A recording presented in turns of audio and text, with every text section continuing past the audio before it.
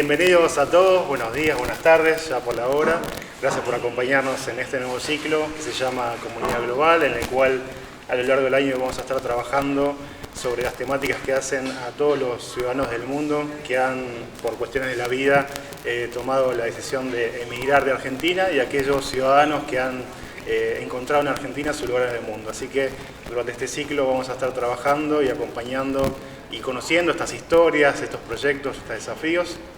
Y bueno, me acompaña en la conducción Belio Matute, Jorge Calegari, así que vamos a estar durante todo este ciclo trabajando.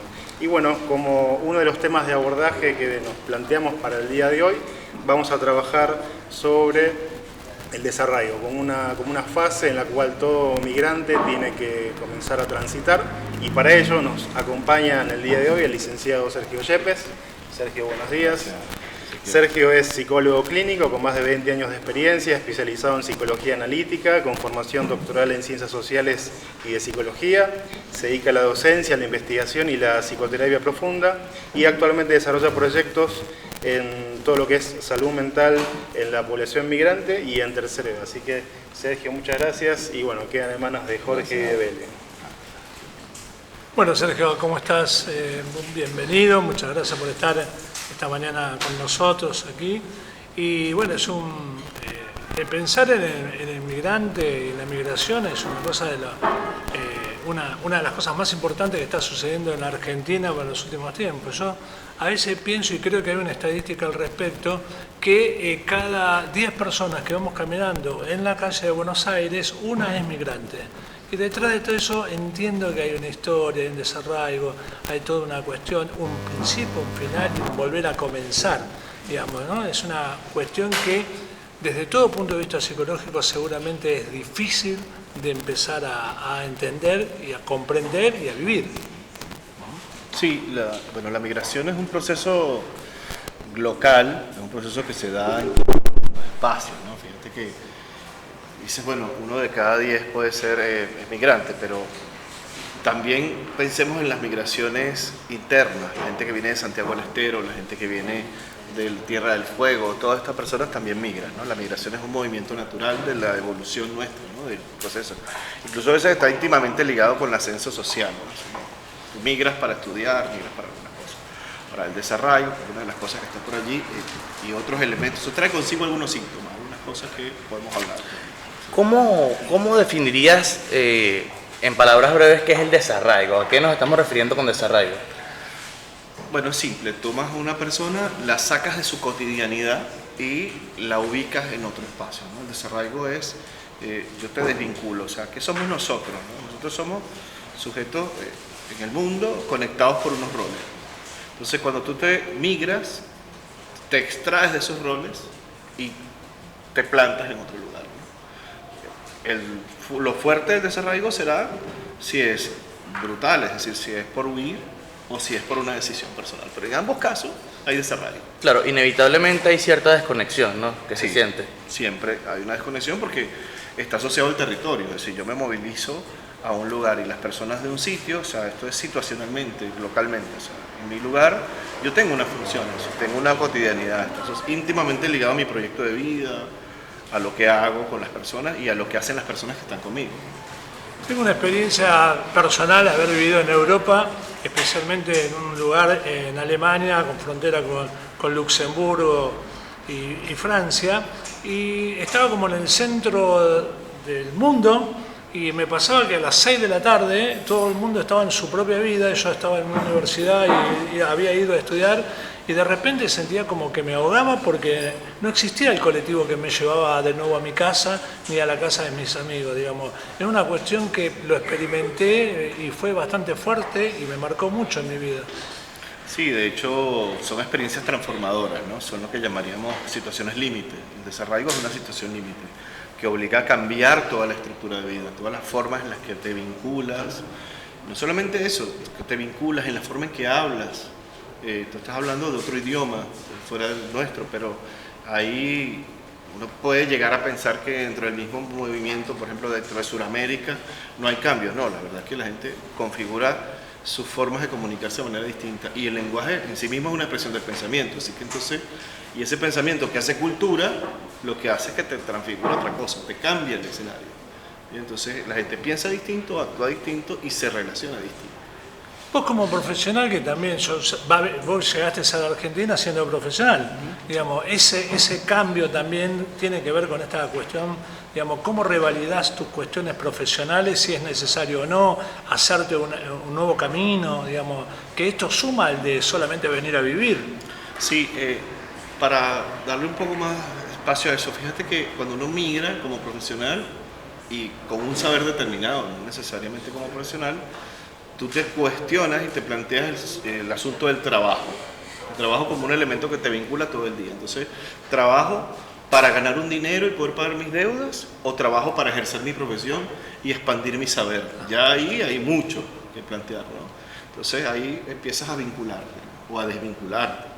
O sea, algunos hacen trabajo precario, otros van haciendo otras cosas, pero fundamentalmente eso. En cuanto a la profesión, bueno, sí, nosotros tenemos un proceso de reválida, de matriculación, con materias que son propias de la Argentina, pues, o sea, es decir, historia de la salud mental en Argentina, cosas como estas, pero fundamentalmente uno pasa primero por la pregunta de ¿para qué voy a trabajar? Y que es una cosa que no te haces en el lugar en el que estás, porque te graduaste y simplemente fuiste a una clínica, a un espacio, a un hospital a trabajar en psiquiatría, en el caso del área de la psicología clínica, ¿sí? O a dar clases en la universidad, simplemente en ese momento ves cómo lo hacen, ¿no? Y entonces eso es como empezar, y depende de la edad en la que lo haces, empezar de cero o empezar de otro momento. El migrante, ¿cuándo se siente realmente que está incorporado a un país? ¿Cuándo te terminas de incorporar a la Argentina, por ejemplo? Fíjate que hay como unas dos miradas, ¿no? Está la mirada en la cual, bueno, se supone que ya has madurado tu migración y esa migración madura hace que tengas vínculos emocionales con el territorio, con las personas, pero además una cotidianidad estable, es decir, tienes un quehacer diario. No te ocurre lo que te pasó a ti, y me decías, a tal hora ya no sabía qué hacer, ¿no? No te cuestionas cosas distintas, es más, volvemos a lo del lenguaje, ahora lo hacemos al revés. La cultura del pensamiento del lenguaje. Entonces, en el lenguaje comienzas a integrar otras palabras. Además, tienes que pasar por un proceso de reeducación. Cuando tú estás haciendo tu currículum o estás hablando con la gente, bueno, tienes que pasar por un proceso de reeducación. Cuando has logrado hacer eso, bueno, ya estás integrado, ¿no? De hecho, y es muy interesante eso porque se da. Que esa es toda una tarea, ¿eh? El proceso de integrar la cultura en la que estás estando inmiscuido, porque vienes con una cultura previa. Y eso es justamente de lo que trata el desarraigo, ¿no? De esa desvinculación con lo pasado y cómo vas incluso dentro de Latinoamérica, que compartimos el español como idioma, no compartimos el uso del español. Es diferente, depende del país en donde te encuentres. Es muy diferente. Ahora, fíjate que el desarraigo es parte del proceso natural de migrar. Igual que el duelo es parte del proceso también.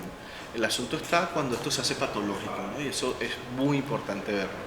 Cuando yo impido el rearraigo, por así decirlo, el volver a enraizarme, genero asuntos patológicos o conductas patológicas como el gueto.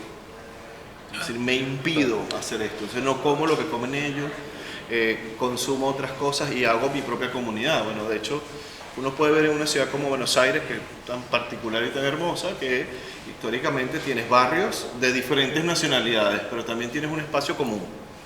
Si uno va por Corrientes y se siente en el mundo, pero entonces te vas a otro lugar y te vas a conseguir una comunidad peruana, una comunidad boliviana, una comunidad de diferentes espacios. Entonces hay como esa doble reacción, el que se incorpora y el que no se incorpora, el que simplemente trae lo suyo.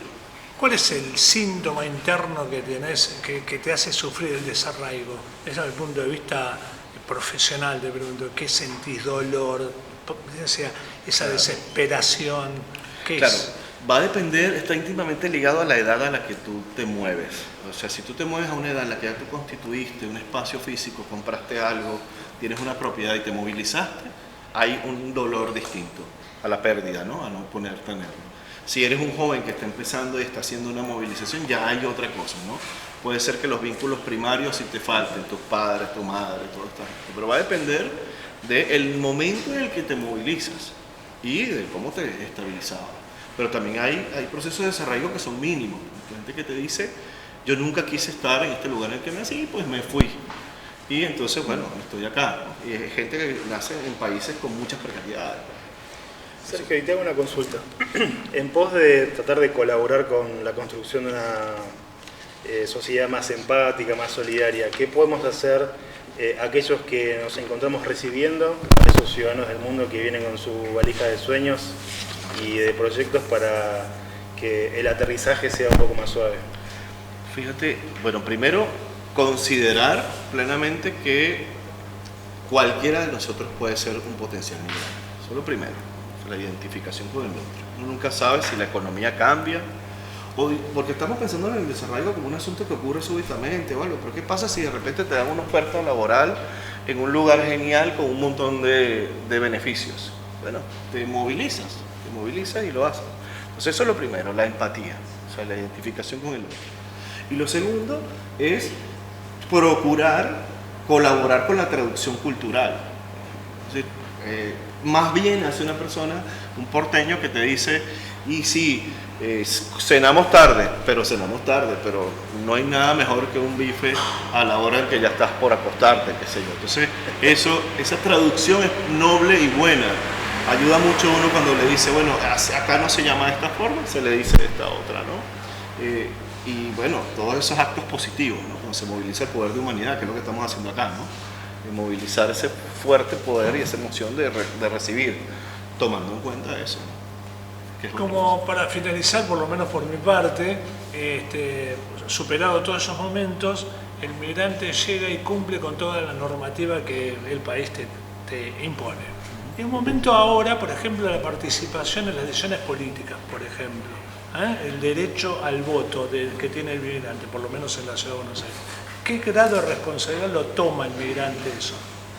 Bueno, va a depender de su historia cívica, ¿no? Va a depender de su historia con las instituciones de su lugar de origen, ¿no? Si vienes de lugares donde las instituciones están en detrimento absoluto, por supuesto la participación política va a ser algo que tú desconoces, o a la que le sacas un poco, le haces distancia, ¿no? Ahora, si vienes de espacios mucho más democráticos, por supuesto participa. Ahora, sí es importante lo que subrayas, y es que la capital es uno de los pocos lugares en los cuales la gente puede participar. De hecho, una vez me tocó hacer un video justo de eso, ¿no? Con compañeros de trabajo para decir, mira, usted puede votar. Para muchos migrantes es una sorpresa. Decir, wow, ¿cómo es que yo puedo votar con esto? Y en esto la capital suscribe uno de los elementos del preámbulo y de la Constitución. O sea, es para todos los que vienen a trabajar y a hacer sus buenas cosas, ¿no? O sea, ahí está dándote un derecho político.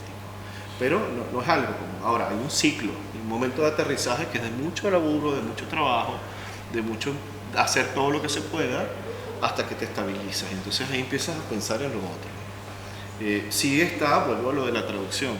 Si yo le digo a alguien, tú puedes votar, tú puedes participar y te puedes organizar, es mejor que si él se tropieza con ese derecho.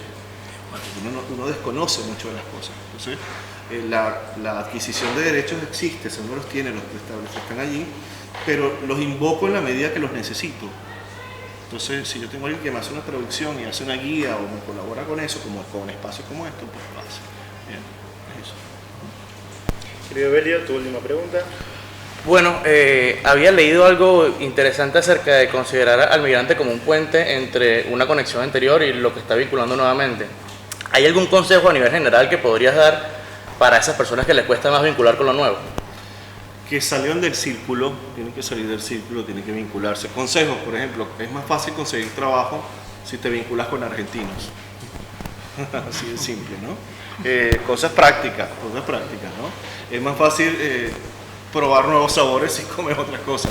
Bueno, nosotros tenemos, en mi caso, en mi comunidad venezolana, tenemos un conquistador que es el tequeño, que hace lo inverso, ¿no? O sea, es un conquistador universal. Llegó y atacó a todo el mundo y ahí nadie sobrevive. Es como, pero lo voy a decir como lo diría un porteño, es un camino de ida.